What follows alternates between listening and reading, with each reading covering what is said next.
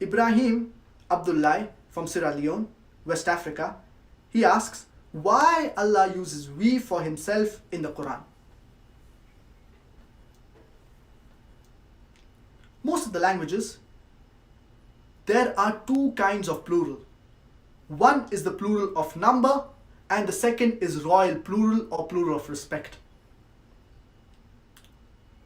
And the plural of number is the one that is more commonly used. For example, in the English language, when the Queen of England says we plan to visit America or we wish to visit so and so country, so here the Queen of England is using the word we. But here it is not the plural of number, but it is royal plural or the plural of respect. Similarly, in the Hindi language, when the Prime Minister of India or when the President of India says hum karna chahte hai, hum, which means we.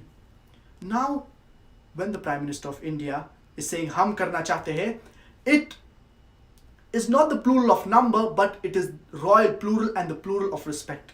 And any person who's well versed with the English language, he will know based on the context that the word used by the Queen of England, we, it is the plural of respect.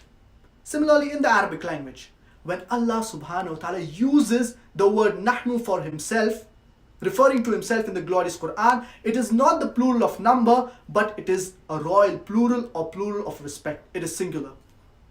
Allah subhanahu wa ta'ala clearly says in the glorious Quran, in Surah Ikhlas, chapter number 112, verse number 1, Qul huwallahu ahad, say he is Allah, one and only.